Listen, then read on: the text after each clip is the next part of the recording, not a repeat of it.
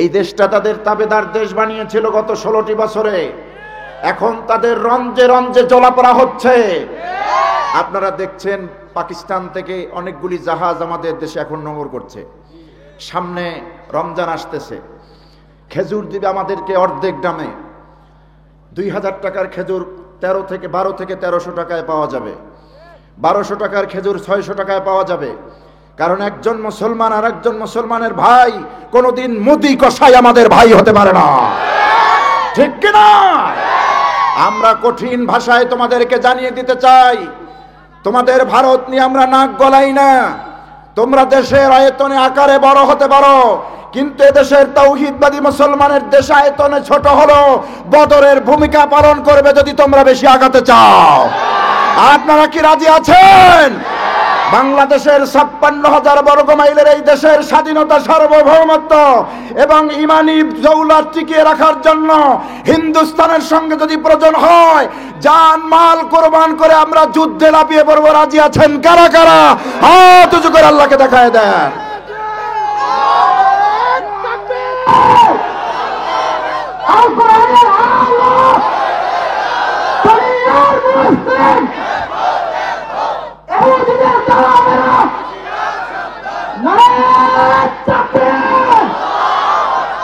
তোমাদের প্রেসক্রিপশনে আমাদের সাইদি সাহেবকে ভুল চিকিৎসার নামে আমাদের সাইদি সাহেবকে শহীদ করা হয়েছে, ঠিক কিনা?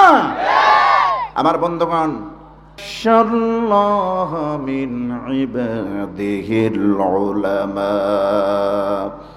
আল্লাহ পাক বলছেন, বান্দারা শোনো, আমি আল্লাহ কোরআনে ঘোষণা দিলাম আমার বান্দাদের মধ্যে, সমস্ত বান্দাদের মধ্যে আমি আল্লাহরে বেশি ভয় পাই আমার আলেম বান্দারা।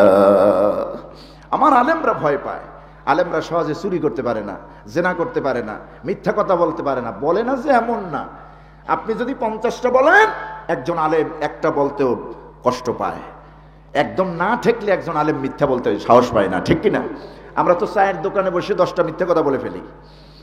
আমার বন্ধুগণ, এই জন্য আল্লাহ বলছেন, ইন্নামা ইয়াখশাল্লাহা মিন ইবাদিহিল উলামা। আমার বান্দাদের ভেতরে মুমিন হোক, কাফের হোক, বেঈমান হোক, মুনাফিক হোক, মুশরিক হোক, বান্দাদের ভিতরে সবচাইতে বেশি ভয় পায় আমার আলেমরা। আল্লাহ বলছেন আলেমদের ব্যাপারে, আর আপনি আলেমকে মূল্যায়ন করবেন না। আল্লাহ বলছেন, খবরদার, হতে পারো নবীর সাহাবী, লা তারফাউ আসওয়াতাকুম ফাওকা সাউতিন নবী। নবীর গলার আওয়াজের চাইতে তোমাদের কণ্ঠ যদি উঁচু হয়ে যায়, তোমাদের আমলগুলি তোমাদের অজান্তি বরবাদ হয়ে যাবে। এই আয়াত নাজিল হওয়ার পর অ্যালার্ট সূচক, সাবধানতা সূচক এই আয়াত নাজিল হওয়ার পর রাসূল পাক সাল্লাল্লাহু আলাইহি সাল্লামের সামনে যখন সাহাবায়ে কেরাম আসতেন, এত ধীর স্থির মনোনিবেশ থাকতো তাদের, আদব দিয়ে বসে থাকতেন, নবীজির কথা শুনতেন। যদি পাখি এসে মাথার উপরেও বসতো, আল্লাহর নবীর সাহাবীরা টের পেত না। কি আদব, কি আদব! আল আদাবু খায়রুম মিনাদ যাহাবি ওয়াল ফিদ্দা। আরবি কওয়ায়েদ আছে, আদব হচ্ছে সবচেয়ে দামি জিনিস। আল্লাহর কসম করে বলি, এই পর্যন্ত আসার পিছনে আমি ছোট্ট মানুষের কোনো কৃতিত্ব নাই, বড় ডিগ্রি নাই, যা আছে আদব। হুজুরকে হুজুর বললে এটা আমার ইজ্জত দেওয়া হলো। হুজুর আমার মুরব্বী, হুজুর আমাকে স্নেহ করবেন, দোয়া করবেন। উনি একাডেমিক ভাবে উনি আমার সিনিয়র, উনি আমার ওস্তাদ তুল্য। ওনাকে মর্যাদা দিলে আমার মর্যাদা কে বাড়ায় দিবেন? সবাইকে বলতে হবে আল্লাহ বাড়ায় দিবেন। এখন যদি আমি আমার বাবার বয়সী মুরব্বী, উনি আমার ওস্তাদ তুল্য, ওনার সঙ্গে যদি আমি বেয়াদবি আচরণ করি, কোনো একটি আচরণ যদি বেয়াদবি হয়ে যায়, উনি আমাকে অল্পতে ভেবে ফেলবেন যে তোমার মধ্যে কি আছে না না আছে।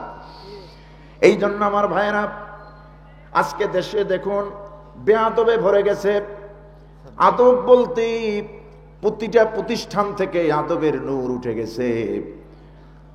জেনারেল প্রতিষ্ঠানগুলি, স্কুল কলেজে তো নাই, মাদ্রাসা থেকে অনেকগুলি উঠে গেছে, বুঝরে বলেন ঠিক কিনা? ঘরে নাই আদব। স্ত্রী আদব দিয়ে স্বামীরে কথা বলে না, ছোট ভাই বড় ভাইকে আদব দিয়ে কথা বলে না, বাবার সঙ্গে চোখ রাঙাইয়া বেয়াদবের মতো কথা বলে। অনেক কুসন্তান ঘরের মধ্যে আছে, ঠিক কিনা? অথচ আল্লাহর বাণী কি, অকুল্লাহুমা কওলান কারীমা, সম্মানজনক কথা বলবে মা বাবার সঙ্গে। সেই কথা বলে চোখ রাঙাইয়া নেশাখোরের মতো। কথা বুঝতেছে? নেতার সামনে বল্টু মার্কা নেতা যে দেশের চাল চুরি করেছে, গম চুরি করেছে, টিন চুরি করেছে, রড চুরি করেছে, একটা দুইটা পাঁচটা নারী নিয়ে রাত্রে যাপন করে নিজের হালাল বউ থাকতেও, এই নেতার সামনে যখন ওই নেতা কর্মীরা যায় একদম মুরগির বাচ্চার মতো হয়ে যায়। দেখছেন না আপনারা? কিন্তু এই অভদ্র সন্তান যখন ঘরে আসে, মায়ের সঙ্গে বেয়াদবি করে, বাবার সঙ্গে বেয়াদবি করে, আল্লাহ রাব্বুল আলামিন এটা পছন্দ করেন না। যেই ব্যক্তি আদব দেখাবে না, মুরব্বীকে সম্মান করবে না, মা বাপকে সম্মান করবে না, ভক্তি করবেন না, ওর থেকে আল্লাহ রাব্বুল আলামিন রহমত উঠাইয়া নেন। বেয়াদব জান্নাতের ঘ্রাণটুকু পাবে না, জান্নাতের ঘ্রাণটুকু পাবে না। এই জন্য বেয়াদবি করা যাবে না। রাসূল পাক সাল্লাল্লাহু আলাইহি সাল্লামের সাহাবীদের উপরে আয়াত নাজিল হওয়ার পর হুজুরের সাহাবীরা খুব আতঙ্কিত ছিলেন। যখনই মসজিদে নববীতে হুজুর মাজলিস বসতেন, আদবের সঙ্গে শুনতেন হুজুরের বক্তব্যগুলি, টু শব্দ হতো না, পাখিরা পর্যন্ত মাথায় বসলেও তারা টের পেত না। সুবহানাল্লাহ। আমার বন্ধুগণ, এই জন্য মসজিদের ইমামকে ইমাম থাকতে হবে, খতিবকে খতিবের জায়গায় থাকতে হবে, ঠিক কিনা? ইমাম মানে নেতা, ইমাম মানে কি? নেতা। আর খতিব মানে বক্তা। এখন খতিবুন মুহাল্লিউন আঞ্চলিক বক্তা, খতিবুন আলামিয়ুন আন্তর্জাতিক বক্তা। আর আমাদেরকে যে আন্তর্জাতিক বক্তা বলা হয়, আমরা আসলে আন্তর্জাতিক না, এগুলি বলা হয়। আন্তর্জাতিক ছিলেন বাংলাদেশে কয়েকজন, এর মধ্যে শ্রেষ্ঠ একজন আল্লামা শহীদ দেলাওয়ার হোসাইন সাইদি রহমতুল্লাহ আলাইহি। 50টা দেশের উপরে যিনি কোরআনের খেদমত করেছেন। আপনি আমি তো 2টা 3টাও যাইনি, আন্তর্জাতিক হইলাম কেমনে? আমার বন্ধুগণ, সুতরাং আলেমকে আলেমের জায়গায়, খতিবকে খতিবের জায়গায়, ইমামকে ইমামের জায়গায় থাকতে হবে, ঠিক কিনা? আমার বন্ধুগণ, এই জন্য আল্লাহ রাব্বুল আলামিন বলছেন, বান্দা গোলামি হবে আমার, দাসত্ব হবে আমার, আনুগত্য হবে আমার, মাথা নত করবে আমার সামনে। ওয়ালা তুশরিকু বিহি শাইআ, আমার সঙ্গে কোনো কিছু শরীক করবে না, এটা হচ্ছে আমার হক। তো মুয়াজ রাদিয়াল্লাহু তাআলা আনহুকে নবীজি বলছেন, হুজুরের পিছনে সাওরি ছিলেন সফরে, মুয়াজ তুমি কি জানো বান্দার উপরে আল্লাহর হক কি?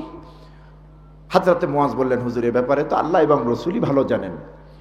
নবীজি বললেন বর্ণনা, বান্দার উপর আল্লাহর হক হলো, বান্দা আল্লাহর নির্দেশ মেনে আল্লাহর বন্দেগী করবে, আল্লাহ যা হুকুম করেছেন তা মেনে নেবে। 2 নম্বরে হচ্ছে আল্লাহর সঙ্গে কাউরে শরীক করবে না। এটা হচ্ছে বান্দার উপরে আল্লাহর হক, বান্দার কাছে আল্লাহর হক মানে পাওনা। পক্ষান্তরে নবীজি বলছেন, ও মুয়াজ তুমি কি জানো আল্লাহর কাছে বান্দার পাওনা কি, বান্দার হক কি? নবীজির সাহাবী হযরতে মুআয ইবনে জাবাল এখানেও বলেছেন, নবীজি এ ব্যাপারে আল্লাহ এবং তার রাসূলই ভালো জানেন। নবীজি বললেন, মুআয রে শোনো, আল্লাহর উপরে বান্দার হক হচ্ছে, বান্দা যদি আল্লাহর গোলামি করে, আল্লাহর দাসত্ব করে, আল্লাহর ইবাদত করে, কোনো কিছুকে যদি আল্লাহর সঙ্গে শরীক না করে, আল্লাহর উপরে বান্দার পাওনা হলো, হক হলো, ওই বান্দার আল্লাহ পাক মাফ করে জান্নাতের মালিক বানাইয়া দেওয়া। পয়েন্ট 2টা, একটা হলো আল্লাহর উপরে হক, আর একটা হলো বান্দার উপরে হক। একটা হলো হক্কুল্লাহ, আর একটা কি হক্কুল ইবাদ। যেন হক্কুল ইবাদের বিশদ বর্ণনা আছে। আল্লাহর হক যেটা, সেটা একদম সংক্ষেপ মানি, বান্দার উপরে আল্লাহর চাহিদা হলো আমার গোলামি করবে, আমার দাসত্ব করবে, আমার ইবাদত করবে, আমার সঙ্গে কাউকে শরীক করবে না। আর বান্দার প্রতি আমার কাছে বান্দার হক হলো, এই 2টা পয়েন্টে আমল করলেই আমি তাকে জান্নাত দিয়ে দেব। এটা হচ্ছে আমার হক বান্দার উপরে, আমার দায়িত্ব। এই জন্য আল্লাহ রাব্বুল আলামিন যুগ যুগ ধরে নবী রাসূল পাঠিয়েছেন, যাতে করে প্রত্যেকটা জাতি, প্রত্যেকটা উম্মত আল্লাহকে চিনতে পারে, কে আমার আল্লাহ, কে আমার রব। নবী পাঠিয়েছেন যুগে যুগে, প্রত্যেক নবী পাঠিয়েছেন জাতির কাছে, উম্মতের কাছে। এই পৃথিবীতে আল্লাহ শুধু মানুষ সৃষ্টি করেই ছেড়ে দিয়েছেন, ডিরেকশন দেন নাই, কিতাব দেন নাই, গাইডলাইন দেন নাই, কোন পথে চললে পরে কল্যাণ হবে, জান্নাতের পথ মিলবে, কথা বলে দেন নাই, এমনটি নাকি? না, আল্লাহ মানুষ সৃষ্টি করেছেন, সিরাতে মুস্তাকিমের পথ বলে দিয়েছেন। আল্লাহ রাব্বুল আলামিন বলছেন, শুধু আমি মানুষ সৃষ্টি করেই ছেড়ে দেই নাই, চলার পথ বলে দিয়েছি। আমি একজন গার্ডিয়ান দিয়েছি, নির্দেশক দিয়েছি, নবী দিয়েছি। প্রত্যেক জাতির কাছে এমন কোন জাতি ছিল না, উম্মত ছিল না যার কাছে আমি নবী বা রাসূল পাঠাই নাই। আল্লাহ পাক বলছেন, ওয়ালাকাদ বাআসনা ফি কুল্লি উম্মাতির রাসূলা আন ইবুদুল্লাহ ওয়াজতানিবুত তাগুত। প্রত্যেক জাতির কাছে, প্রত্যেক উম্মতের কাছে আমি আল্লাহ রাব্বুল আলামিন নবী পাঠিয়েছি, রাসূল পাঠিয়েছি। এই নবী এবং রাসূলদের প্রত্যেকের দায়িত্ব দিয়েছিলাম, তারা যেন বলে, উম্মতেরা ও আমার জাতিরা শোনো, আনি ইবুদুল্লাহ, এক আল্লাহর গোলামি করবে। কয় আল্লাহর গোলামি? এক আল্লাহর গোলামি। আমাদের তো ৩৩ কোটি খোদা নাই, ওই ৩৩ কোটি হুদা। কথা বুঝতেছেন? খোদা হয় একজন। খোদা হয় কয়জন? রব হয় একজন, খোদা হয় একজন। ওই যে ফেরাউন, যার কথা আল্লাহ পাক এই কোরআনে ৭৪ বার নিয়েছেন, সে নিজেকে বলেছে আনা রব্বুকুমুল আলা, আমি তো সবচেয়ে বড় রব। তোমার মুসা, তোমার আবার রব কে? ইযহাব ইলা ফিরআউন ইন্নাহু তাগা। মুসা আলাইহিস সালামের নবুয়ত পাওয়ার পর প্রথম দায়িত্ব, মুসা তুমি বড়টার কাছে যাও, ফিরআউনের কাছে যাও, নিঃসন্দেহে সে সীমা লঙ্ঘন করেছে। হযরত মুসা আলাইহিস সালাম একটু আল্লাহর কাছে বললেন, আল্লাহ ফিরআউনের কাছে সরাসরি যেতে বলছো, আমার তো মুখে বাজে কথা, আমি একটু মুখে বাজে, জিহ্বায় বাজে, তোতলা। কিন্তু আল্লাহর পয়গম্বরকে আল্লাহ পাক সাহায্য করেছেন। হযরত মুসা আলাইহিস সালাম আল্লাহর সাহায্য চাইলেন। আল্লাহ, ফেরাউন তো যেমন তেমন ব্যক্তি না, অত্যন্ত ঘাড়তারা লোক, ভয়ানক লোক। তার কাছে দিনের দাওয়াতটা সর্বপ্রথম আমাকে দেওয়ার নির্দেশ দিয়েছ। আল্লাহ, সাহায্যটা তুমি আমারে করো। রব্বিশরাহ লি সাদরি ওয়া ইয়াসসির লি আমরি ওয়াহলুল উকদাতাম মিন লিসানি ইয়াফকাহু কওলি। আয় আল্লাহ, আমার এই সিনাকে প্রশস্ত করে দাও, কথা বলার যোগ্যতা বের করে দাও, আর যে বিষয়টি নিয়ে আমি তার কাছে যাব, এই বিষয়টি আমার জন্য সহজ করে দাও। সুবহানাল্লাহ। প্রত্যেক বক্তাকে, প্রত্যেক আলেমকে, খতিবকে বক্তৃতা দেওয়ার আগে এই কথাগুলি বলা উচিত। এটা কোরআনের আয়াত। আমার বন্ধুগণ, ফেরাউন বলতো না রব্বুকুমুল আলা, রব বলতে আবার কি? রব তো আমি। আমার ভাইরা, আল্লাহ রাব্বুল আলামিনের এই নাফরস্ত বান্দা, এই নাফরমান ফেরাউন, সে নিজেও জানতো রব একজন আল্লাহ। আমি হুদাই দাবি করতেছি, সে নিজেও জানতো আল্লাহ ছাড়া কেউ রব নাই। কারণ তিনি তো আমাদের সেই রব, যিনি আমাদেরকে সৃষ্টি করেছেন, যিনি আমাদেরকে হায়াত দেন, যিনি আমাদেরকে মওত দিবেন। আল্লাহ পাক শিখাই দিয়েছেন, নবী আপনি বলে দেন, কুল হুয়াল্লাহু আহাদ আল্লাহুস সামাদ লাম ইয়ালিদ ওয়া লাম ইউলাদ ওয়া লাম ইয়াকুল লাহু কুফুয়ান আহাদ। সূরা ইখলাস পারেন না আপনারা? সুলুসুল কোরআন, কোরআনের 3 ভাগের 1 ভাগ। সুবহানাল্লাহ। কোরআনের 3 ভাগের 1 ভাগ। হযরতে রাসূল পাক সাল্লাল্লাহু আলাইহি সাল্লাম বলেছেন, কেউ যদি সূরাতুল ইখলাস 3 বার তেলাওয়াত করে, গোটা কোরআন যেন সে হক আদায় করলো, তেলাওয়াতের সওয়াব পেয়ে গেল। কারণ কোরআন হচ্ছে, সূরাতুল ইখলাস হচ্ছে 3 ভাগের 1 ভাগ, 10 পারার সমান। এজন্য আমার সঙ্গে আপনারা ঠোঁট মিলাই পড়েন, কুল হুয়াল্লাহু আহাদ আল্লাহুস সামাদ লাম ইয়ালিদ ওয়া লাম ইউলাদ ওয়া লাম ইয়াকুল লাহু কুফুয়ান আহাদ। হে নবী আপনি বলুন, কুল আমরের সিগা, দিস ইজ অর্ডার। হে নবী আপনি বলুন, আল্লাহ এক। কুল হুয়াল্লাহু আহাদ, আল্লাহ হচ্ছেন এক, তিনি একক। আহাদ শব্দের অর্থ হলো একক, এক নয়, একক। এই একক শব্দটাকে ভাঙা যাবে না। তিনি এমন সত্তা, তিনি একক। আল্লাহুস সামাদ, তিনি অমুখাপেক্ষী, তিনি কারো মুখাপেক্ষী নন। এই পৃথিবীর কোনো মানুষের কাছে কোনো প্রয়োজন আল্লাহর নাই, কিন্তু সমস্ত মানুষের প্রয়োজন আল্লাহর কাছে আছে। ঠিক কিনা? না খাইয়ে থাকলে চাই আল্লাহর কাছে, অসুস্থ হয়ে পড়ে সেজদায় পড়ে যাই আল্লাহর কাছে, চাই আল্লাহর কাছে, আল্লাহ ফাইজা মারিতু ওয়া হুয়া ইয়াশফিন, তুমি যখন আমাকে অসুস্থ বানাও তুমি তো আমারে সুস্থ করবা। সুবহানাল্লাহ। তার মানে এই পৃথিবীতে মানুষ তো মুখাপেক্ষী, আল্লাহ মুখাপেক্ষী, আল্লাহ কারো মুখাপেক্ষী নন। পৃথিবীর মানুষ মানুষের কাছে মুখাপেক্ষী। তিনি তো এমন সত্তা, লাম ইয়ালিদ ওয়া লাম ইউলাদ ওয়া লাম ইয়াকুল লাহু কুফুয়ান আহাদ। আল্লাহ পাক বলছেন তিনি কারোর থেকে জন্ম নেন নাই, কাউকে তিনি জন্ম দেন নাই। আকাশ আর জমিনের মধ্যে তার সমকক্ষ আর কেউ নাই। তাহলে আল্লাহর হক হচ্ছে আল্লাহর গোলামি করা। আল্লাহর হক কি? হকুল্লাহ, যেটা আল্লাহর হক হচ্ছে আল্লাহর গোলামি করা। 5 ওয়াক্ত নামাজ পড়া। নামাজ 5 ওয়াক্ত পড়েন তো? 5 ওয়াক্ত পড়েন না? যারা যারা পড়েন না আজকে থেকে পড়ে নেবেন, এটা আল্লাহর হক। আল্লাহর হক, আল্লাহর হক হলো রমজান মাসের রোজাগুলি রাখা। আল্লাহর হক হচ্ছে পরিমাণ মতো সম্পদ, যদি হালাল সম্পদ আল্লাহ আপনাকে দেন, সম্পদের 100 টাকা 2.5 টাকা যাকাত দেওয়া, এটা আল্লাহর হক।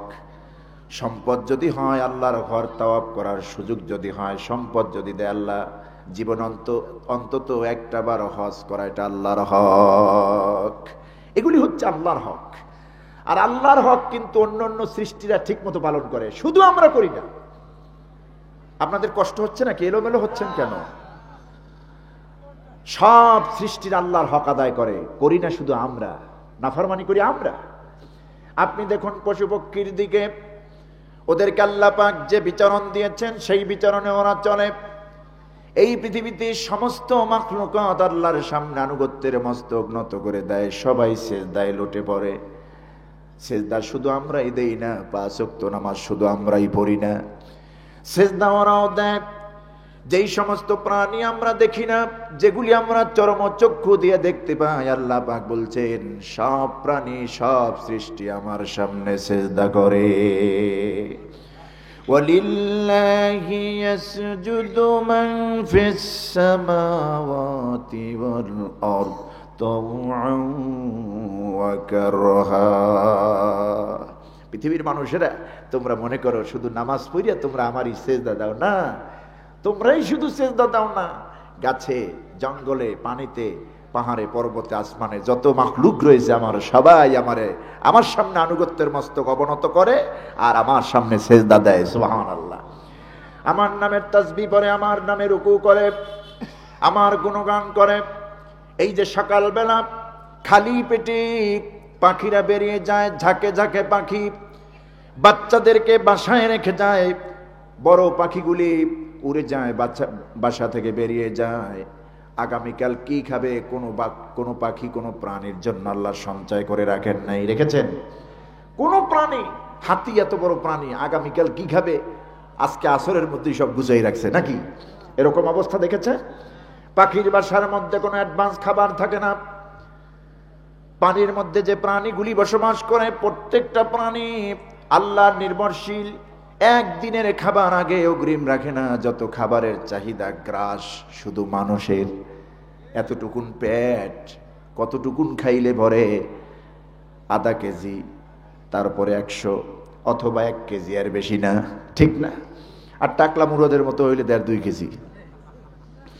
এতটুকুন পেটে তো এর বেশি খাওয়ার দরকার নাই, এর বেশি খাওয়াও যায় না। কিন্তু 1 দিন না, 2 দিন না, 5 দিন না, 1 মাস নয়, 1 বছর নয়, আমার জীবনটা যতদিন থাকবে, 100 বছর বাঁচলে 100 বছর, আমার নাতি, আমার ছেলে 14 পুরুষ কি খাইবে তা আমি কামাই করে যাই। দেখি না কোনটা হালাল কোনটা হারাম, তমিজ করি না। কোনটা হালাল কোনটা হারাম তমিজ করি না। আমার পরে 14 পুরুষ কি খাবে এগুলি আমি গুছাইয়া রেখে যাই। জবাবটা কি 14 পুরুষ দিবেন? আমারে দিতে হবে, আমার দিতে হবে। এই জন্য আল্লাহ রাব্বুল আলামিন খুব আক্ষেপ করে সূরা নাজিল করেছেন এই কোরআনে, মানব জাতির চাহিদার শেষ নাই। আলহাকুমুত তাকাসুর হাত্তা যুরতুমুল মাকাবির। আল্লাহ পাক বলেছেন দুনিয়ার মোহ, অধিক চাহিদা তোমাদেরকে আল্লাহর স্মরণ থেকে ডুবাইয়া রেখেছে। শুধু চাই আর চাই। এই বক্সিগঞ্জে যদি কারো একটা বিল্ডিং থাকে, সে চাইবে আর এর সামনের প্লটটা সে কিনতে, আর একটা বিল্ডিং দরকার। একটি দোকান আছে, আর একটা দোকান লাগবে।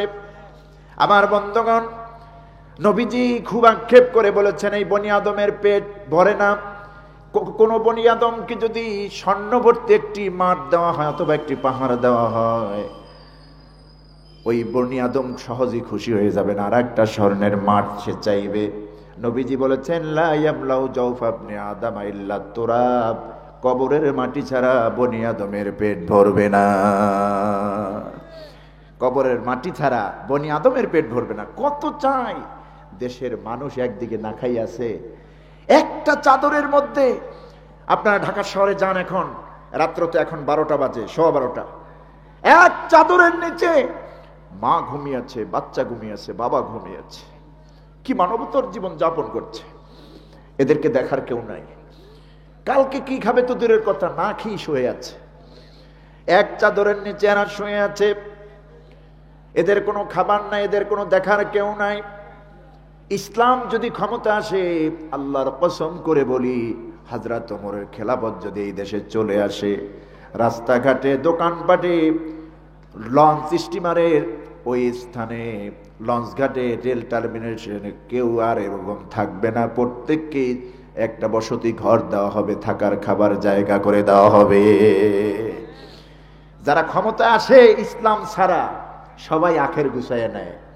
হাজার হাজার কোটি টাকা, দেশের টাকা বিদেশে বাজার করে। দেখছেন না আপনারা? সালমান এফ রহমান, কি সুন্দর নাম। সালমান এর বরাবর এফ রহমান। কত বড় ফাজিল, কত বড় ইয়াজুজ মাজুজ। ইয়াজুজ মাজুজের নাম শুনছেন না আপনারা? আল্লাহ আটকায় রাখছে প্রাচীর দিয়া। কত বড় খাদক, পুরো দেশটারে খেয়ে ফেলছে। হায় হায়, হাজার হাজার কোটি টাকা। আর ওনাদের অট্টালিকার ফ্যামিলির তারা তো নেছেই, কারণ দেশটা তো ওনাদের।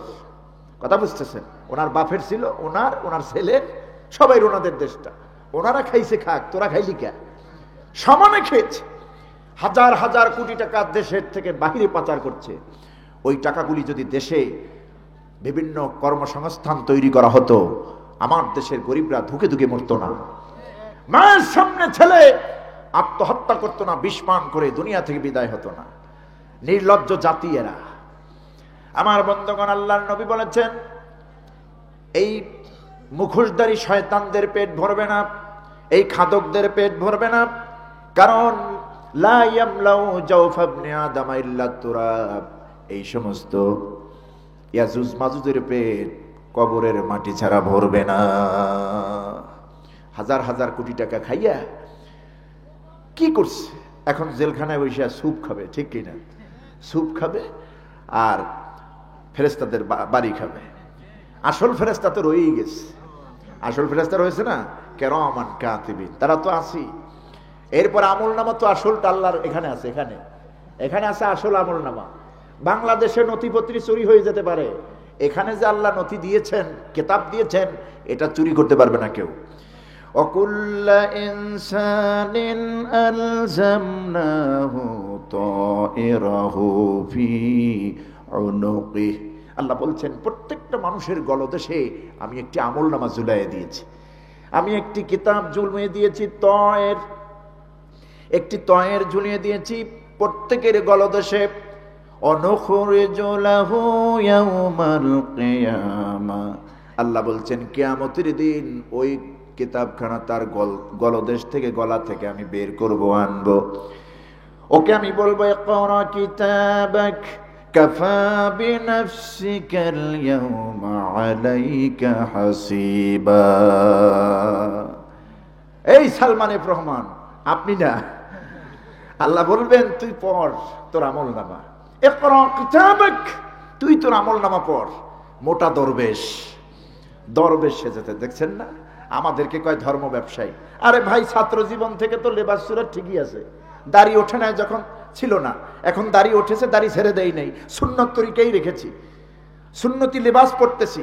সারসিনা নেসারাবাদ মাদ্রাসায় পড়াশোনা করেছি, তাফসির হাদিস ফিকহ ফারেগ হয়েছি। যেখান থেকে যা পড়েছি তাই তো আছে। আমরা ধর্ম ব্যবসায়ী হলাম কোত্থেকে? জানোয়ারের বাচ্চারা, তোরা ধর্ম ব্যবসায়ী। দেশের হাজার হাজার কোটি টাকা পাচার করেছিস। মানুষের হক নষ্ট করেছিস, ঠিক কিনা? আল্লাহর হুকুমকে অমান্য করেছিস, জালেমদেরকে আলেমদেরকে তোরা জালেম হয়ে ফাঁসির মঞ্চ দিয়েছিস, অন্যায়ভাবে তাদেরকে মেরে ফেলেছিস, দেশটাকে শেষ করে দিয়েছিস। এই ভারতের এই হিন্দুস্তানের তাবেদারি হয়ে শিক্ষা ব্যবস্থাকে সমূলে বিনষ্ট করে দিয়েছিস। শিক্ষা ব্যবস্থার মান, শিক্ষা ব্যবস্থার কোমর এমন ভাগে ভেঙে দেওয়া হয়েছে, এই কোমর ভাঙা সোজা হতে বহুত বছর সময় লাগবে। কারণ একটা জাতিকে পঙ্গু করতে হলে তার শিক্ষা ব্যবস্থাকে ভাঙতে হবে আগে, তাই করেছে আমার বন্ধুগণ। সুতরাং মানুষের পেট সহজে ভরে না, আর যাদের পেট ভরে না, আল্লাহ যাদেরকে লানত করছেন, এরা এই দলের সব। কথা বুঝতেছেন? এই দলের। যদি ইসলাম আল্লাহ ক্ষমতায় দেন এই বাংলাদেশে, আমার আগে প্রিয় ভাই বললেন, নাজমুল হক সাইদি ভাই বললেন, আল্লাহ তার নামটা সাইদি, আল্লামা সাইদির মতো তারকে ওই দেশের জন্য একজন জনপ্রতিনিধি বানাইয়া দিও, কোরআন নিয়ে যেন পার্লামেন্টে যেতে পারে, আল্লাহ কবুল করে নিও, বলি আমিন। এই লোকগুলি যদি ক্ষমতায় আসে, আইনটা যদি আল্লাহর হয়, শাসন যদি সৎ লোকেরা করে। আমরা 2008 সনে দেখেছিলাম 2 জন মন্ত্রী ছিলেন এদেশ ইসলামী আন্দোলনের, 2 জন মন্ত্রী ছিলেন, একজন ছিলেন সমাজ কল্যাণ মন্ত্রী আর একজন ছিলেন শিল্পমন্ত্রী, ঠিক না? ওনাদের 50 পয়সা দুর্নীতি পেয়েছে দুর্নীতি দমন কমিশন। ওই সময় রাগল বোয়ালরা ধরা খেয়েছে, 2 দলের 2 নেত্রী, এরপরে সান্ডা পান্ডা যা সব ধরা খেয়েছে। আমাদের ইসলামী আন্দোলনের সিপাহ সালাররা 4 পয়সার দুর্নীতিতে ধরা পড়ে নাই। ওনাদের কাছে যারা থেকেছেন ওনারা বলেছেন কিসের দুর্নীতি, কিসের কি। ওনারা টিফিন বক্স করে খাবার বাসার থেকে নিয়ে মন্ত্রণালয়ে এসে খেতেন, মন্ত্রণালয়ে এসে খেতেন। ওনাদের বাসায় সোফা ছিল না, প্লাস্টিকের অতিজোর হাতাওয়ালা কয়েকটা চেয়ার ছিল। যখন জামাটা খুলতেন, এই গায়ের পাঞ্জাবিটা খুলতেন, ভিতরের যে গেঞ্জিটা থাকে, এই গেঞ্জিটার মধ্যে অসংখ্য সেনা ফুটা ছিল। দেখে মনে হয় নাইনি একজন মন্ত্রী, দেখে মনে হয় নাইনি একজন বড় মন্ত্রণালয়ের দায়িত্বশীল।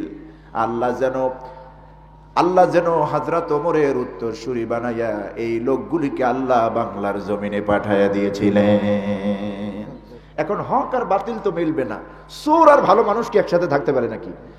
যারা 16টি বছর ছিল, একদিকে জালেম, একদিকে কাফের, একদিকে মুশরিক, একদিকে চোর, একদিকে লুটতরাজ, এরা ভালো মানুষকে সহ্য করবে কেমনে? এরা ইসলাম ক্ষমতায় আসুক, কোরআন ক্ষমতায় যাক, এটা চাইবেই না। এই জন্য এদেরকে দমন করার জন্য সারা পৃথিবীকে পরিচয় করায় দিয়েছে বাংলাদেশের 90% মুসলমানকে আমরা জঙ্গি। আমরা কি?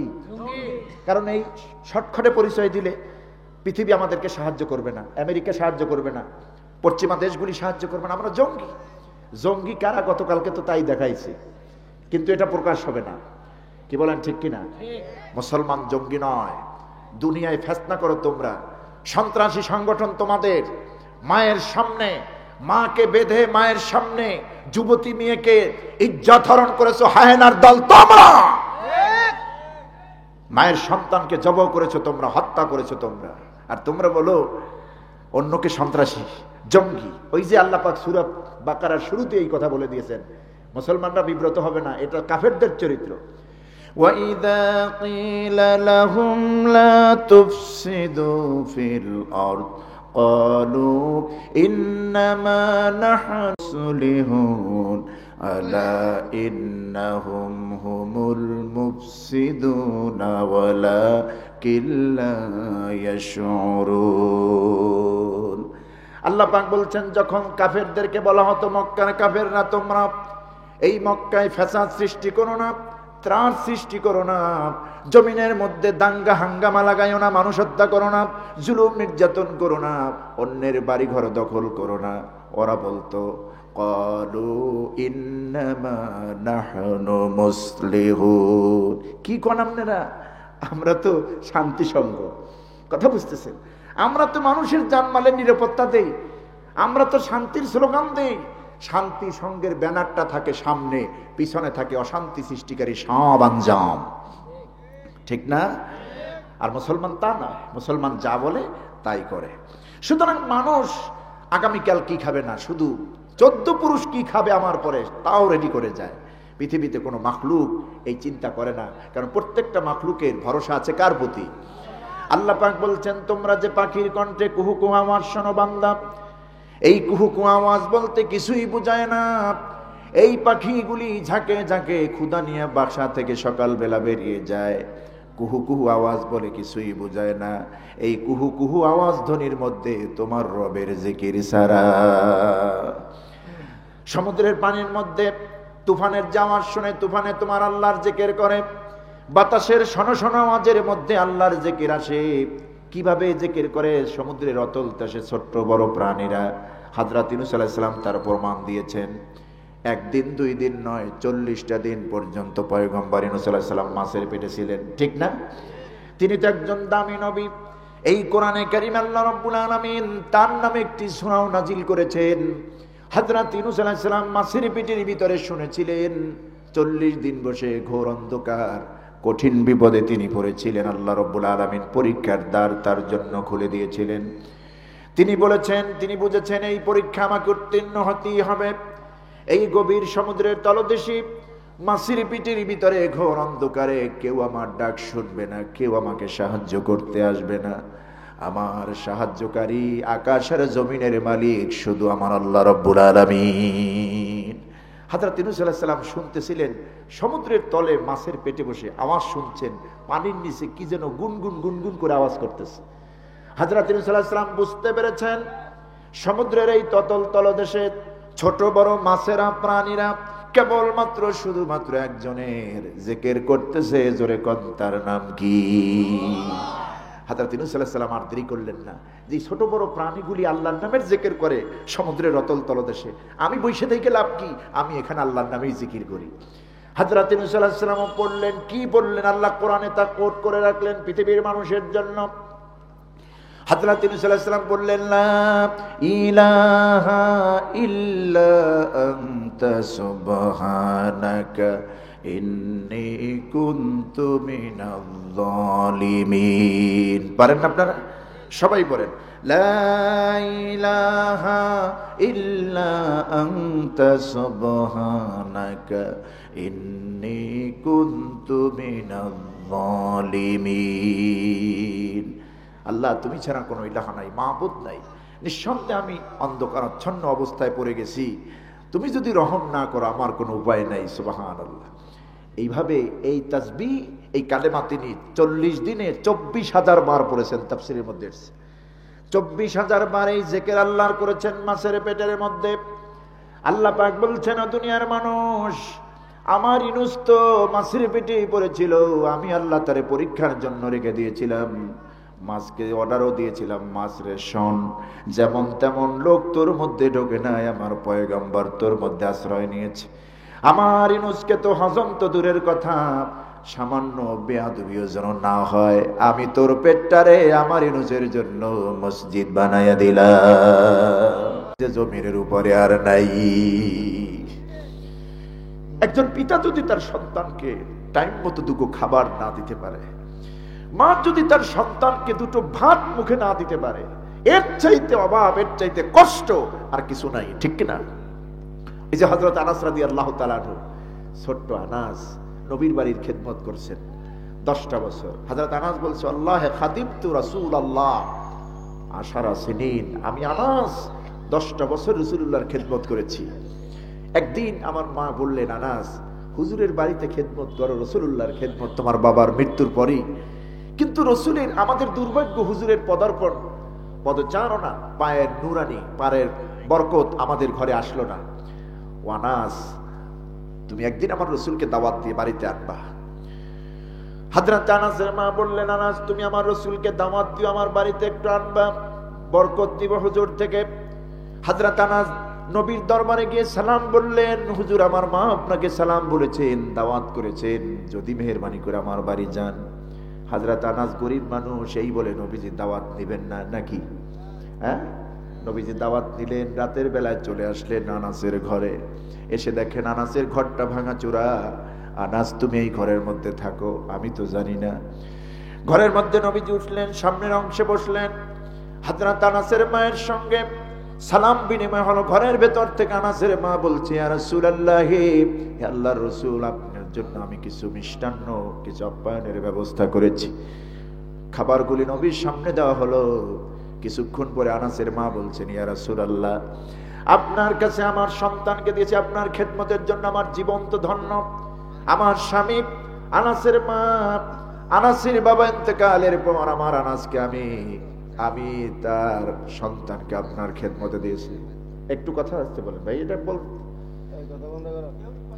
সম্মানিত ভাইরা, হযরত আনাসের মা বলছেন, আনাসের বাবা ইন্তেকালের পরই আমি আমার আনাসকে আপনার খেদমতে দিয়েছি, কিন্তু আমরা গরিব মানুষ, আমার ছেলেটা গরিব। আপনার দরবার থেকে যখন ফিরে আসে রাত হয়ে যায়, 10টা 11টা বেজে যায়।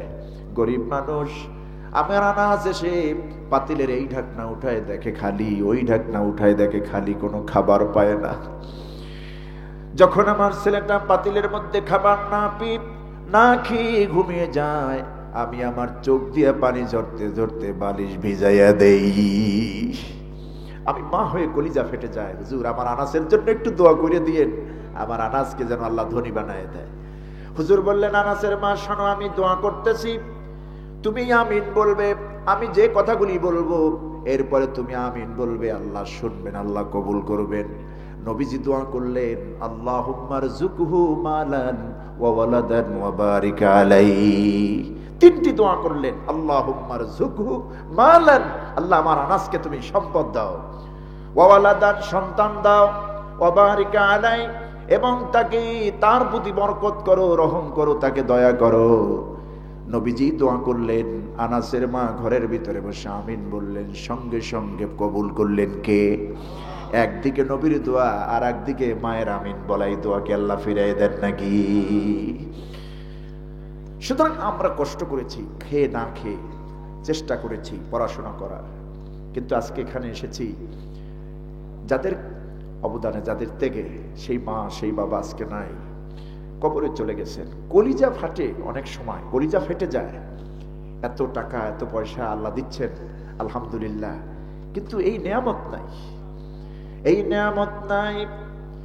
মায়ের মতো নেয়ামত ঘরে গেলে পাই না, বাবার মতো নেয়ামত ঘরে গেলে পাই না। কবরে রেখে দিয়েছি, নিজ হাতে রেখে দিয়েছি মায়ের লাশ, বাবার লাশ। যখন মাকে রেখেছি 2018 সনে, আমি ছোটবেলায় ভাবতাম যে সবার মা মরে, আমার মাও কি মরবে নাকি? এটা কি আমাকে বিশ্বাস করতে হবে? ছোটবেলার ভাবনা ছিল আমার মাও মরবে, অন্য মায়ের মতো আমার মায়েরও জানাজা হবে। চলেই তো গেলেন মা, আর আসবেন নাই দুনিয়ায়। বাবাকেও হারালাম 2023 সালের 2 বছর আগে, জানুয়ারির 5 তারিখ সিরাজগঞ্জ মাহফিলে ছিলাম। নিজ হাতে দুজনকে রেখেছি। আমাদের সুখের সময়টা যখন আল্লাহ খুলে দিয়েছেন, ঠিক এই মুহূর্তে এই নিয়ামত আমাদের থেকে উঠাইয়া নিয়েছেন আল্লাহ পাক। আমার বন্ধুগণ, মায়ের মতো একজন ভিক্ষুককে যদি দেখি, আজও পকেটে 100 টাকা কি 500 টাকা দেখি না, পকেট থেকে বের করে দেই। কেন যেন মায়ের কথা মনে পড়ে যায়, কেন যেন বাবার কথা মনে পড়ে যায়।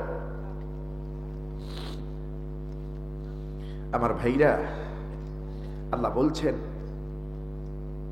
ওয়াবিল ওয়ালিদাইনি ইহসানা, পিতামাতার প্রতি দয়া করো।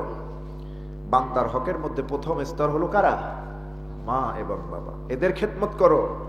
পিতামাতার জন্য বউকে তালাক দেওয়া জায়েজ আছে। হুজুর আছেন এখানে? পিতামাতার জন্য বউকে তালাক দেওয়া কি জায়েজ আছে, আবার সব বউ না, অবাধ্য বউ। কথা বুঝতেছেন? ভিক্ষা করে আপনাকে মাস্টার ডিগ্রি কমপ্লিট করালো, ভালো চাকরি দিল, বিদেশে পাঠালো, আর আপনি সুন্দরী বউ পাইয়া একেবারে নবাবজাদা সলিমউদ্দিন হয়ে যাবেন। মা বাবার টেক কেয়ার করবেন না, তাদের খরচ দিবেন না, ওই বউকে আপনার রাখা জায়েজ নাই। আপনার মায়ের জন্য, বাবার জন্য এই বউকে আলাদা করতে পারবেন, বাদ দিতে পারবেন, কিন্তু বউয়ের জন্য মা বাপকে আলাদা করা যাবে, শয়তানও বলবে না। কথা বুঝতেছেন? শয়তানেরও বিধান নাই। আমার বন্ধুগণ, এটা ভালো করে ইয়াদ রাখতে হবে। আজকে বিদেশ বাড়িতে যে ছেলেরা থাকে, কপাল পোড়া, নির্বোধ, নিজের নামে অ্যাকাউন্ট করে না, বউর নামে অ্যাকাউন্ট করে। অবশ্যই বক্সিগঞ্জে নাই, মালয়েশিয়া যায়, বাবা 10 লাখ টাকা খরচ করে সিঙ্গাপুরে পাঠায়, খট করে গিয়ে বোন নামে অ্যাকাউন্ট করে। আরে বোকা, বোন নামে অ্যাকাউন্ট করলি কেন? তোর ইনকামের উপর তো অনেকের হক আছে, আল্লাহ হক দিয়েছেন। এখানে আমি আপনাদেরকে বলছি, আপনার ইনকামের উপর, আমার ইনকামের উপর আমার হক আছে, আমার স্ত্রীর, আমার সন্তানের, আমার পিতামাতার। সর্বপ্রথম আমার হক যেটা আমার ইনকামের, তারা হলেন আব্বা আম্মা। নবীজিকে আয়াত নাজিল করে আল্লাহ জানায় দিলেন, গত বছর টেলিভিশনের চ্যানেল 24 এই বিষয়টা আমার ছিল, রমজান মাসে মানুষের হালাল ইনকাম থেকে কোন পথে খরচ করবে, কার কার জন্য খরচ করবে, এমন বিষয় আমাকে দেওয়া হয়েছিল। আমি কোরআন থেকে বলেছি, ওয়াইয়াসআলুনাকা মাযা ইউনফিকুন কুল মা আনফাকতুম মিন খায়রিন ফালিল ওয়ালিদাইন। হে নবী, লোকেরা আপনারে জিজ্ঞেস করবে তোমার ইনকাম থেকে কোন পথে আগে খরচ করবে। আল্লাহ পাক বলছেন, নবী আপনি বলুন, কুল মা আনফাকতুম মিন খায়রিন ফালিল ওয়ালিদাইন, তুমি যে ইনকাম করেছো তার থেকে সর্বপ্রথম উত্তম খরচের জায়গা হলো তোমার মা বাবা। আছে এই শীতে পুরন একটা ল্যাব গাই দিয়ে ঘুমায়, এটা দামি কম্বল নাই, দামি একটা কম্বল নাই, ভালো একটা খাট নাই, কবে যে ইলিশ মাছ খেয়েছে, গরুর গোশত খেয়েছে মনে নাই। এরকম অবহেলিত পিতামাতা বাংলাদেশে আনাচে কানাচে আছে না? কপাল পুড়ে যাবে, কপাল পুড়ে যাবে। 1000 বার কাবা ঘর তওয়াব করলেও জান্নাতের গন্ধ পাবে না। মা বাবার সাথে যদি নাফরমানি করো, মা বাবার সঙ্গে যদি অবাধ্য আচরণ করো, ওয়াবিল ওয়ালিদাইনি ইহসানা, সূরা নিসার 36 নম্বরে আয়াতে, এখানে না শুধু, যত জায়গা আল্লাহ ইবাদতের কথা বলেছেন, সব জায়গায় আল্লাহ ইবাদতের পরেই যে স্তরটার মূল্যায়ন করেছেন মা বাপ। وَقَضَى رَبُّكَ أَلَّا تَعْبُدُوا إِلَّا إِيَّاهُ وَبِالْوَالِدَيْنِ إِحْسَانًا। এখানে আল্লাহ বলছেন, তোমার রবের পক্ষ থেকে চূড়ান্ত সিদ্ধান্ত হলো আল্লাহর ইবাদত করবে, তার সঙ্গে কারো শরীক করবে না, তার ছাড়া কারো ইবাদত করা যাবে না, গোলামি করা যাবে না। আর পরবর্তীতে আল্লাহ বললেন, তারপরেই যা করবে সেটা হলো তোমার পিতামাতার প্রতি ইহসান। তাই তোমার পিতামাতার খেদমত করা, তাদের খেদমত করা, তাদের সেবা করা। সূরাতুল লোকমানে আল্লাহ বলছেন, ওয়াওয়াসাইনাল ইনসানা বিওয়ালিদাইহি, আল্লাহ বলছেন আমি নির্দেশ দিচ্ছি পৃথিবীর সন্তানদেরকে, মানব দিগকে, এখানে কাফের মুশরিক মুমিন না, ইনসান মানে মানুষকে, সব মানুষকে নির্দেশ দিচ্ছে, যদি তুমি কাফের হও, তোমার মা বাপ যদি কাফের হয়, তুমি যদি মুসলমান হও, মা বাবার দায় হক ভুলে যেও না, মা বাবার খেদমত তোমাকে করতেই হবে। প্রথম হকটাই আমরা আদায় করি না। এখন কি হকের বিষয়ে আলোচনা করব? যেই মানুষটি মা বাবার হক আদায় করে না, সেই ব্যক্তি কি পাড়া প্রতিবেশীর হক আদায় করবে? করবে না। দেখুন এরপর আল্লাহ কি বলছেন, প্রথম হলো মা বাবার হক। এই মা বাবার সঙ্গে যে ব্যক্তি ভালো ব্যবহার করবে, জীবনটা আল্লাহ সুন্দর করে দিবেন। মা বাপ খুশি, আল্লাহ খুশি, মা বাপ বেজার তো আল্লাহ বেজার। হুমা জান্নাতুকা ওয়া নারুকা, মা বাপ তোমার বেহেশত, মা বাপ তোমার দোজখ। এত শর্ট টাইমে আমার উঠানো হয়েছে, এখন রাত্র তো 1টার কাছাকাছি, আমি তো আর বাড়াতেও পারতেছি না।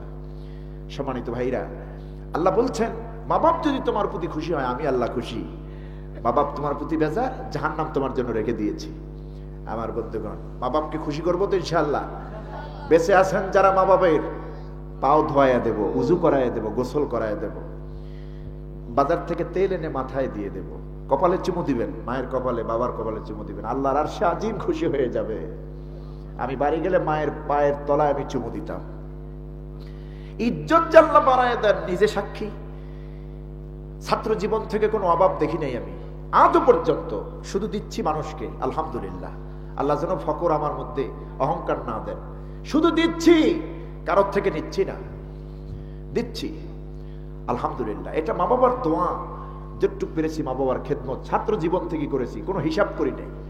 রমজান মাসে যে একটা হাতিয়ার একটা অঙ্ক পাইতাম, 500 টাকা বেতনে মসজিদে চাকরি করেছি, লজিক বুঝতেছেন আপনারা, ঝালকাঠিতে 500 টাকা, সেখান থেকে 1000, সেখান থেকে 1500, সেখান থেকে 2000, এরকম হলো। এতে তো আমার ছাত্র জীবনের পড়াশোনার খরচ। ছাত্র জীবনে বক্তৃতার একটা অভ্যাস ছিল, মাহফিলে যেতাম, লোকেরা চান্স দিত না, তো যেখানে যেতাম চান্স পরবর্তীতে হয়ে যেত, আল্লাহ মেহেরবানি। তো 1500, 2000 টাকা যে হাদিয়া দিত, এটা জমাতাম। এরপর রমজানের যে 15-20 হাজার টাকা হাদিয়া তো জমাতাম, সবগুলি টাকা জমিয়ে বাড়িতে গিয়ে মায়ের কাছে বাবার কাছে হাতে নিয়ে দিতাম। দেখতাম মা এত খুশি, সুবহানাল্লাহ। এই খুশি টাকা দিয়ে কেনা যায় না, পয়সা দিয়ে কেনা যায় না।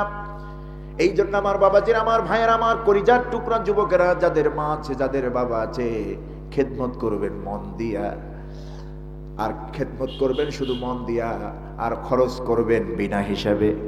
আল্লাহ বলছেন ওয়াকফিদ লাহুমা জানাহাদ দুল্লি মিনার রাহমা, তোমার রহমতের ডানা প্রসার করো। তার মানে তোমার খরচের ডানা এত বেশি প্রসার করো, কোনো হিসাব চলবে না। মায়ের জন্য বাবার জন্য কোনো হিসাব নাই, কিন্তু সেই জায়গায় মানুষ হিসাব করে বেশি। কথা বলেন, ওই জায়গায় হিসাব কম না বেশি? স্ত্রীর খরচ, সন্তানের খরচ, ডিশ বিল, কারেন্ট বিল, এসি বিল, এসি এটো বিল, তারপরে কত কিছু, স্কুলের বেতন, সব কিছু দেওয়ার পর মাসে 1,500 টাকা বাকি আছে, ওইটা মা বাবার জন্য ভিক্ষা পাঠাইয়া দেয়। এইটা করলে আপনার জীবনের তকদির জীবনও ভালো হবে না। তকদির পূর্বেন, কপাল পূর্বে, সম্মান নষ্ট করে দিবেন, হায়াত আল্লাহ কমায় দিবেন, আর আখেরাত তো শেষই হয়েছে। এজন্য করবেন, মা বাবার খেদমত করবেন তো সাধ্য মতো করবেন ইনশাআল্লাহ। এর থেকে বড় ওয়াজ আজকে আর নাই। আল্লাহর ইবাদত পরেই মা বাবার খেদমত, ঠিক আছে? আর মা বাবার জন্য, যাদের মা বাপ নাই আছে, উভয়ের জন্য দোয়া করবেন, রব্বিরহামহুমা কামা রব্বায়ানি সগীরা। আল্লাহ নির্দেশ দিয়েছেন, পড়ো তোমার পূর্বর নামে তোমার মা বাবার জন্য, রব্বিরহামহুমা কামা রব্বায়ানি সগীরা। আয় আল্লাহ তাআলা, আমার রব, আমার মা, আমার বাবা দুইজনে মিলে আমাকে সেই ছোটবেলা থেকে যে স্নেহ দিয়েছে, লালন পালন করেছে, আমার সেবা করেছে, আমার রব্বুল আলামিন তুমি আমার মা বাবাকে তোমার রহমতের কোলে লালন পালন করো। এই দোয়াটা আমরা প্রত্যেক নামাজের পরে করব, সব সময় করব। আল্লাহ কবুল করুন, বলি না আমিন। অবিল ওয়ালিদাইনি ইহসানা, এই গেল প্রথম স্তর। বান্দার হক, বান্দার প্রতি বান্দার হকের প্রথম স্তর, প্রথম ধাপ হলো পিতামাতার খেদমত করা। 2 নম্বরে অবিদিল কুরবা, আত্মীয় স্বজন, নিকটতম আত্মীয় স্বজন। নিকটতম আত্মীয় বলতে নিজের স্ত্রী, সন্তান, এর মধ্যে এসছে। তারপরে ওয়াল ইয়াতামা, এতিমদেরকে, এতিমদের হক আদায় করবে। ওয়াল মাসাকিন, মিসকিনদের হক আদায় করবে। ওয়াল জারি দিল কুরমা, এরপরে প্রতিবেশী কিন্তু আত্মীয়, অনেক প্রতিবেশী আছেন আত্মীয়, এরকম আত্মীয় প্রতিবেশীর হক আদায় করবে। ওয়াল জারিল জুন, আর প্রতিবেশী অনাত্মীয়, অনাত্মীয় যদি আত্মীয় নাও হয়, সে প্রতিবেশী, তারও হক আছে। আত্মীয় হলেও সে প্রতিবেশী, তার হক আদায় করবে। যদি আত্মীয় না হয়, অনাত্মীয় হয়, তারও হক আদায়, সে হক আদায় করবে। অসাহেব, যদি তোমার পার্শ্ববর্তী হয়, তোমার এলাকার হয়, তার হক আছে। অবনে সাবিল, পথের সঙ্গে তোমার চলার সঙ্গে, চলার পথে যদি তোমার কেউ মুসাফির সাথী হয়, সেই মুসাফিরের জন্য তোমার হক আছে। ওমা মালাকাত আইমানুকুম, আর তোমাদের অধীনস্থ যারা রয়েছে, দাস দাসী। এখন দাস দাসীর প্রথা নাই, কিন্তু কামের লোক আছে, আছে না? ড্রাইভার আছে, গেটের দারোয়ান আছে, ঠিক কিনা? বাড়ির টেক কেয়ার আছে, কেয়ারটেকার আছে। এগুলি হলো ওমা মালাকাত আইমানুকুম। আমি ঢাকার খুতবায় বলি, যারা বাড়ি ঘরের মালিক হয়েছেন, আপনার কোটি টাকার গাড়ি আছে, ড্রাইভারের প্রতি বেইনসাফ করবেন না। তাহলে কোরআনের আইন অমান্য করলেন, কারণ আল্লাহ পাক ওয়া মালাকাত আইমানুকুম বলে তোমাদের হক আদায়ের জন্য নির্দেশ দিয়েছেন। তোমাদের অধীনস্থ যারা, একটা মিল কারখানা, ইন্ডাস্ট্রিজের 1000 কর্মী আছে, এই কর্মীগুলি ওই মালিকের অধীনস্থ। ওই মালিকের দায়িত্ব, মিল কারখানার মালিকের দায়িত্ব হলো 1000 কর্মীর ন্যায্য পাওনা দিয়ে দেওয়া এবং 1000 কর্মীর হক আদায় করা, তাদের সাথে ভালো ব্যবহার করা। আছে আমাদের দেশে? না। আঙ্গুল ফুলে যারা কলা গাছ হয়েছে, প্রত্যেকটা কোটিপতিরা হারাম খেয়ে হয়েছে, গরিবের হক নষ্ট করে হয়েছে, ঠিক কিনা?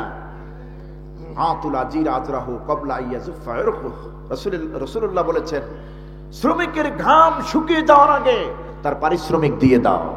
শ্রমিকের পক্ষে আল্লাহর নবী যতখানি কথা বলেছেন, পৃথিবীর কোন মানুষই এত সুন্দর কথা বলে নাই। ইসলাম যা বলেছে, কোরআন যা বলেছে। সুতরাং কোরআনের বাইরে, ইসলামের বাইরে তোমরা শান্তি খুঁজতে যেও না। বিশ্ব নবী বলেছেন, মানবতার নবী বলেছেন, পৃথিবীর শ্রেষ্ঠ মানুষ বলেছেন, শ্রমিকের ঘাম শুকিয়ে যাওয়ার আগে তার পারিশ্রমিক মিটাইয়া দাও। ইসলাম যদি এদেশে ক্ষমতা আসে, এই শ্রমিক আন্দোলন, গার্মেন্টস আন্দোলন, অমুক আন্দোলন এগুলি থাকবে না, কারণ আন্দোলন তো লাগবেই না, প্রত্যেকের হক দায় হয়ে যাবে। কোন সুবহানাল্লাহ। আল্লাহ যেন ইসলামকে ক্ষমতা এনে দেন, আমরা বলি আমিন। তাহলে অনেকগুলি হকের স্তর রয়েছে। যত হক রয়েছে, হকের মধ্যে প্রথম স্তর কি? মা বাবার প্রতি হক। এরপরে অবিদিল কুরবা, স্ত্রী সন্তানেরও হক আছে। সন্তানকে ভালো খাওয়াবেন, ভালো পড়াবেন, তার বিয়াদ শিক্ষা দেবেন, ইসলাম শিক্ষা দেবেন, দ্বীন শিক্ষা দেবেন, বেয়াদব বানাবেন না। কথা বুঝতেছেন? একদিকে তাদের জন্য সেবা, আর একদিকে শাসন। শাসনের হাতটা যেন উঠে না যায়, শাসনের লাঠি আপনি দূরে রাখবেন না। আমার একটা মেয়ে আল্লাহ আমাকে দিয়েছে, কলিজার টুকরা আমার মেয়ে। আমার তো মনে হয় সারা পৃথিবী একদিকে, আর আমার মেয়ে আমার কাছে একদিকে।